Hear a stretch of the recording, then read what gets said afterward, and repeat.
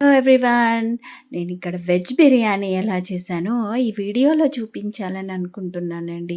సింపుల్‌గా, no oil, basmati rice లేకుండా మన ఇంట్లో రైస్‌తోనే మంచి బిర్యానీ చేసుకునే టేస్ట్‌గా అండ్ హెల్తీగా అండ్ ఎక్కువ ఖర్చు లేకుండా, ఆయిల్ లేకుండా, ఆయిల్ ఏమాత్రం వాడకుండా ఎలా టేస్టీగా ఉండాలో ఇక్కడ చిన్న టిప్స్ చెప్పుకుంటూ ఈ వీడియోలో అయితే మీకు వెజ్ బిర్యానీ ఎలా చేయాలో చెప్తాను. ముందుగా వాటర్‌లో కొంచెం సాల్ట్, పసుపు వేసుకొని మనం ఫస్ట్ అయితే కాలీఫ్లవర్ ఏసుకోవాలి. ఎందుకంటే కొంచెం ఉడకడానికి టైం పడుతుంది కాబట్టి కాలీఫ్లవర్ ఏసుకున్న తర్వాత మనం మిగతా కూరగాయలు మన దగ్గర ఏవుంటే అవి. సో, బెస్ట్ చాయిస్ ఈస్ ఆలు, next carrot, next beans, next బఠానీ ఇవన్నీ వేసుకొని ఒక హాఫ్ 50% వరకు ఉడకాలి. మరీ ఎక్కువగా ఉడకకుండా కొంచెం నార్మల్‌గా ఇట్లా కొంచెం మసులుతున్న టైంలోనే చూస్తూ పక్కకు తీసుకోవాలి. సో, ఫర్దర్‌గా కుక్ అవ్వకుండా మనం దాంట్లో కొంచెం వాటర్ చల్ల నీళ్ళతోనేసుకోవాలి. ఫస్ట్ అయితే ఇలాంటి జల్లి గిన్నెలోకి తీసుకొని తర్వాత వాటర్‌లోకైతే యాడ్ చేసుకోవాలి.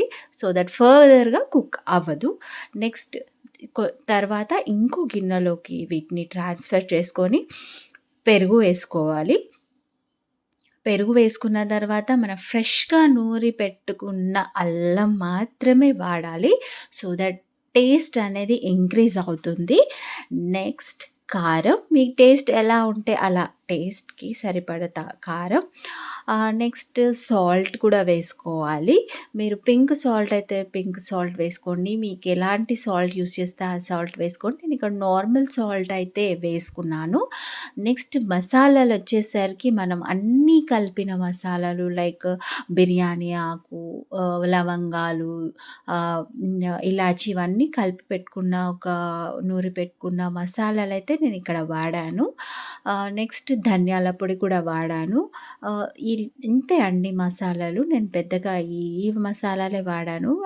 ఓవర్ కాస్ట్‌లీ ఐటెమ్స్ అయితే నేను వాడలేదు.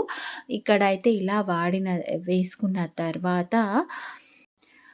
తర్వాత మనం ముందుగానే ఫ్రైడ్ ఆనియన్స్ అన్నీ చేసుకోవాలి. కొంచెం పచ్చిమిరపకాయ కూడా అందులోనే కాల్చేసుకున్న తర్వాత ఫ్రైడ్ ఆనియన్స్ కూడా వేసుకొని మంచిగా వేసుకున్న తర్వాత చూడండి ఇక్కడ ఫ్రైడ్ ఆనియన్స్ వేసుకొని ఇక్కడ మాత్రమే ఆయిల్ వాడినా. ఇంకెక్కడ ఆయిల్ అనేది నేను వాడలేదు.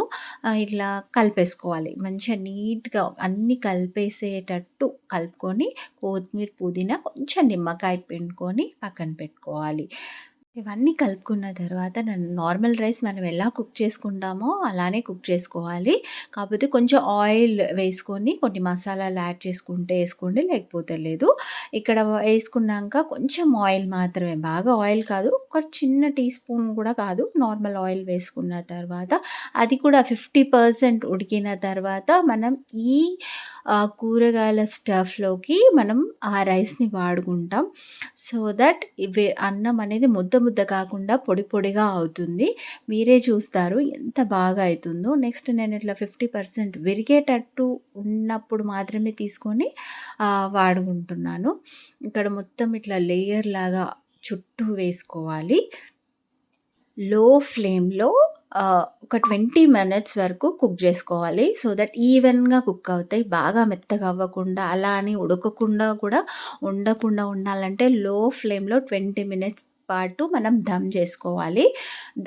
దమ్ చేసుకునే ముందు మనం దీని మీద ఏదైనా పెద్ద ప్లేట్ పెట్టుకొని దమ్ బయటికి పోకుండా పైన ఏదైనా బరువు పెట్టి ఉంచుకుంటే బావుంటుంది. ఇది అందరికీ మీకు తెలిసిందే. సో, యాజ్ యూజువల్‌గా ఇలానే చేస్తూ ఉండాలి. గిన్నెని తీసుకుంటే అడుగు అంటకుండా ఉంటుంది. అంటకుండా ఉంటే బావుంటుంది కదా! సో, గిన్నెలు తోమడానికి కూడా ఏటికైనా ఈజీగా ఉంటుంది. నెక్స్ట్ కొత్తిమీర, పుదీనా ఇవన్నీ చల్లేసుకొని మనం దమ్ బయటికి పోకుండా లో ఫ్లేమ్‌లో మాత్రమే దీన్ని ఉంచుకున్నామంటే ఈజీగా మనకు దమ్ బిర్యానీ లేకపోతే నార్మల్ రైస్‌తో బిర్యానీ ఎక్కడ బాస్మతి రైస్ తినట్లేదు అన్న ఫీలింగ్ కూడా ఉండదు.